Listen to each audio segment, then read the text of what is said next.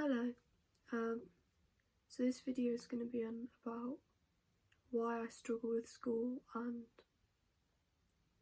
before I start the video I just wanted to say I've got a cold at the moment, so if my voice sounds croaky then that's why, and two, I feel a bit out of it at the moment and my seizures aren't great, so if I end up forgetting what I'm saying then I'll just cut it, but that's why there's going to be a lot of cuts in this video.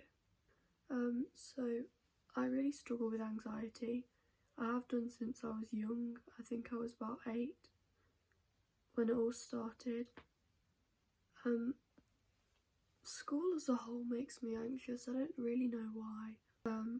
A lot of people makes me anxious, so being in a classroom with like 30 students, I get paranoid. I feel like I'm being watched. I don't like being the centre of attention, so you know, I've got tics, and naturally people are gonna look when my tics say something, especially people I have less classes with, because they're not as used to my tics as other people are.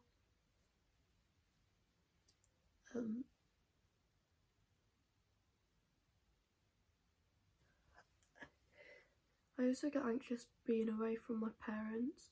I think it's separation anxiety because it's like they're my safety blanket and I really like to be around them, especially my mum. When I'm away from her, I don't like it. Like, I can talk to her about anything, so when I'm at school and she's not in the other room, that makes me very nervous. My tics make me anxious because, one, as I've said already, I don't like attention, so when they get bad, I don't like it when people look at me. I mean, my tics are hard at school as well because they don't help with my concentration, and sometimes they interfere with schoolwork, so like my tic will hit the table sometimes. I've had it where I've got a really bruised wrist because of it. We actually went to hospital because we thought I'd broken my finger because it was cracking when I was moving it. And these are all just from tics. Like, I don't think people realise sometimes how destructive tics can be. Seizures, they are less of a big thing now because of some treatment that I'm doing. Last year I was leaving school at least 3 days a week because my seizures got bad in school. I'd have to go home to have a sleep and then come back into school and carry on the day. But this year they're mainly in the evenings when I'm more tired. A massive thing for me at the moment is my legs. I have FND, so sometimes my legs stop working, they go paralysed.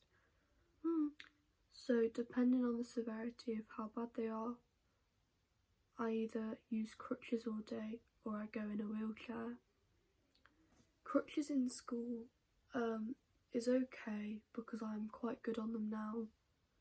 I can go upstairs and downstairs, but my arms do hurt a lot when I've been on them for a while. And then being in a wheelchair is really hard because I'm really embarrassed to go out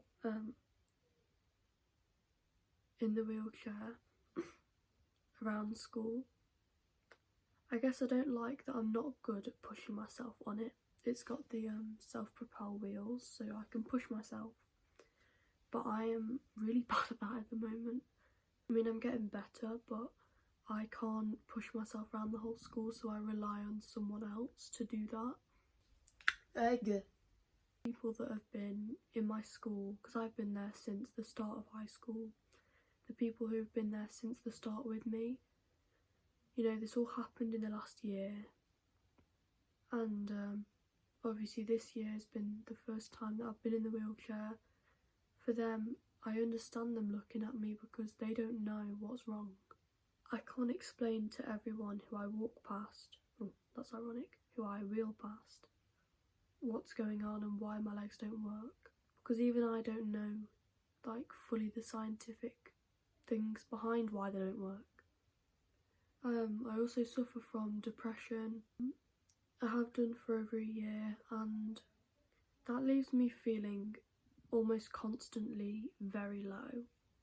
Some of the time I do fake a smile because I feel like it helps sometimes. I really hate being questioned. My friends are so caring. I have the best group of friends.